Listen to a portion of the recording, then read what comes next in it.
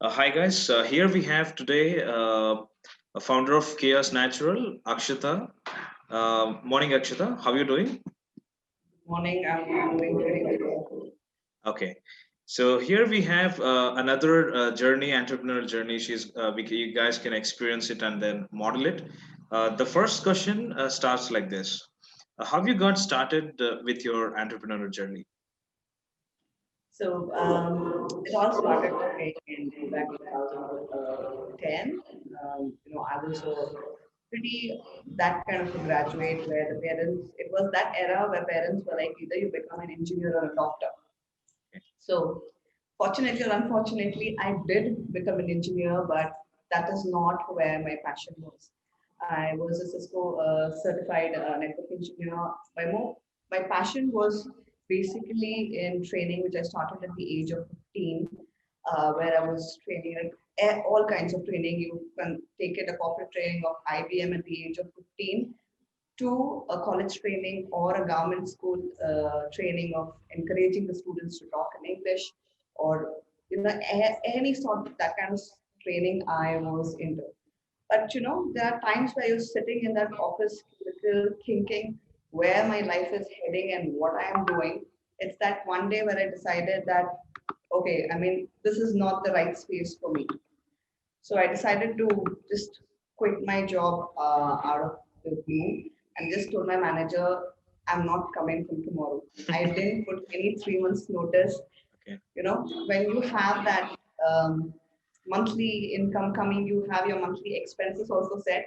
right. I had no clarity, and my parents and family were like, okay, if this is what you've decided, you need to take care of it yourself, because for them it was out of their understanding of after studying for so long and after putting so much of time, energy, and money and effort, you suddenly decide to just stop.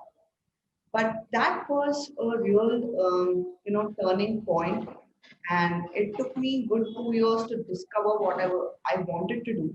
So though my heart was always into teaching and also, cosmetic, especially the natural based cosmetic, because I was from a very young age, I was experimenting with these face packs and, home remedies, which my grandmother had a very thick Tamil book, which we had translated, to do all kinds of things at home. Because there was one and all-time patient in our family, my sister, she's suffering from eczema and skin issues. But I would say that was a kind of motivation or a trigger point which said that, okay, this is what you want to do. So it took good 2 years for me to understand that though I was an expert in other field, in this particular passion that I was having, I still had a lot more to learn. Right. So first 2 years were really tough, and I was still understanding because no one, teaches you everything at once, and you slowly start to discover what this whole journey is about. Yes, So once yes. I understood that, I just followed my belief system, and trust me, there were a lot of wrong beliefs that I was having. Coming from a typical middle class family where the whole, I think the extended family also is the working class. So business was completely out of anyone's understanding. Yeah. So it was difficult to digest. There was like a lot of say yes, no, maybe confusions.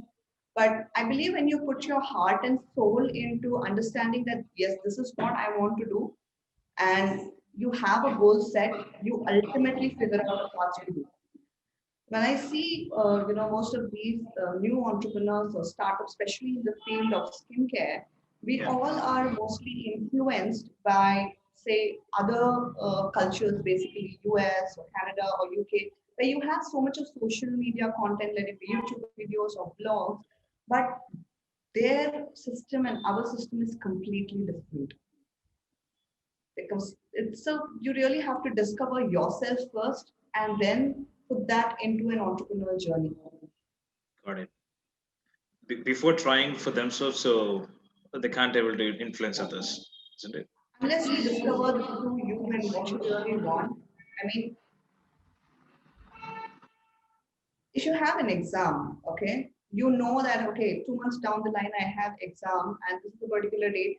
We probably think of start studying the first lesson in the first week, and then time goes by in canteen talking to friends, and you realize that you have like 2 months left, and then you're like, okay, I'm going to study 2 lessons in a day, and then you have like 10 days left, and you're like, okay, I'm going to study 3 lessons in a day.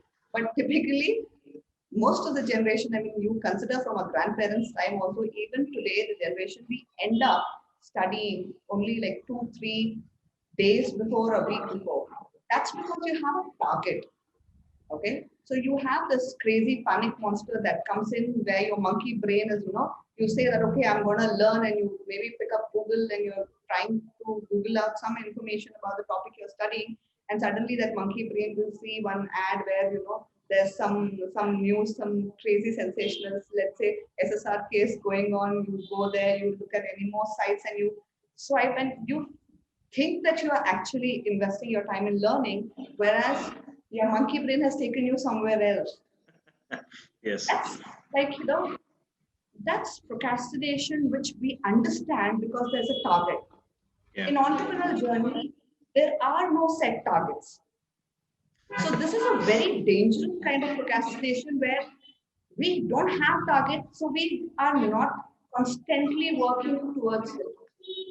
So creating, a self-target, I would say that one of the basic and prime important thing for any entrepreneur, let it be a startup or let it be a someone who's actually into business, because the whole day goes on, and talking to a couple of people, following up with your clients.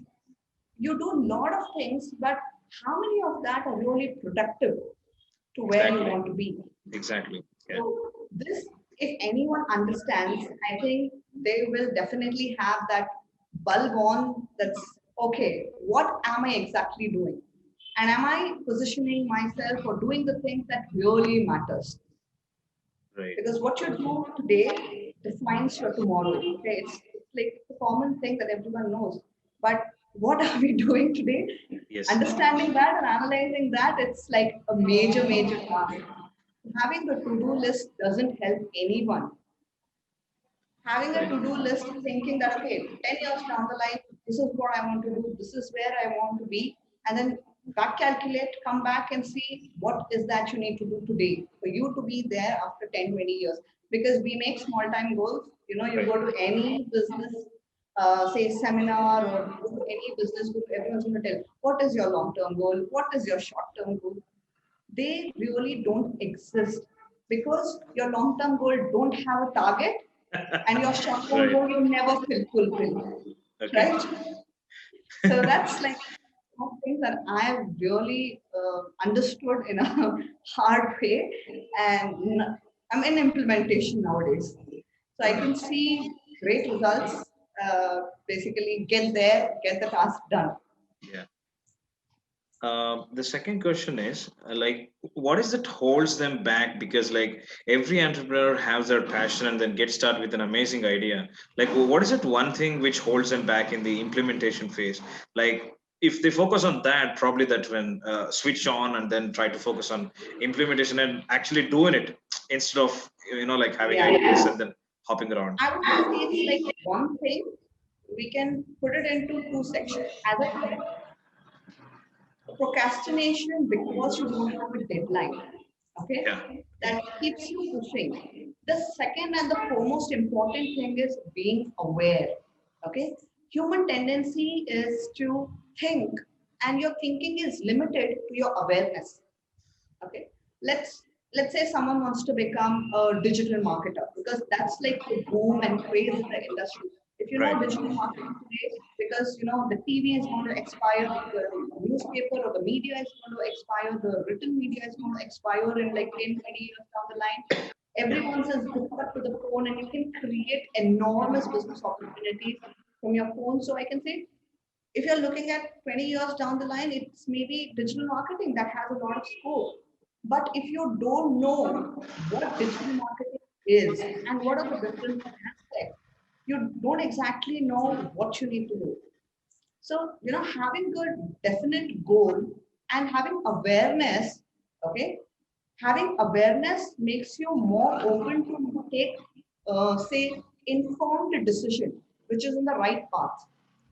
So Right. you are not procrastinating anymore. You know that okay, this is what I do. Let's just talk about. Let's say I want to become a. Let's say I want to. Okay, very best example that I think everyone has gone through. People from our age, from 25 to 30, everyone has written those 12th standard exam, that PUC exam. Okay, Right. the mom comes and tells, okay, you need to become doctor. But yeah, doctor, there are so many types of doctor. What do you want to become? Because I remember when I was in school, maybe I wanted to become an IAS officer or I wanted to become a cardiologist. But when I finished my 12th, I actually ended up, I didn't know that there's something called as genetic engineering, which I would have died to gone for. But what was the closest thing? Because I know I'm like inclined to, body medicine, biochemistry and things.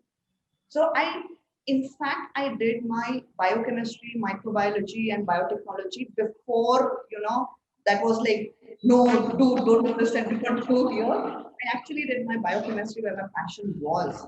Okay. But when you finish that 12th standard, okay, there are a hell lot of options available. That's another industry that's booming and will never end is information technology. Because information is key to everyone's life as well as business. If Right. you're aware of what's there, you can actually pick out, okay, like this is where I want to go, and this is when I want to reach there. So Right. you have your goal, you're not procrastinating anymore. And let's say I want to be a digital marketer.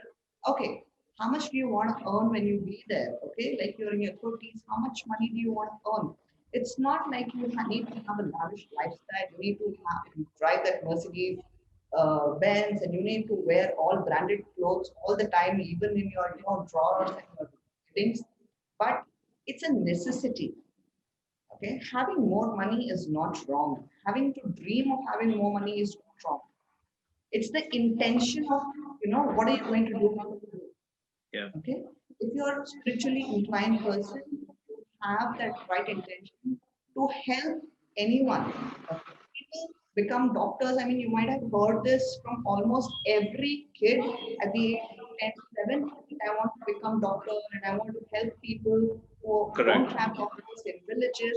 But when you actually get there, at that age, you have your commitments, you have your family commitments, you have your personal commitments. So money is necessity. If you have more than that, you can do good for so many people. You can actually follow your passion, and doing what you love makes you go more and more and more, and you don't get stagnant there. Got it. So, having deadlines, being aware, and procrastination are like two major things that I think people should sit and contemplate within themselves. And I'm sure everyone, if they just spend like half an hour in a day with themselves, they will get an answer for it. Got it.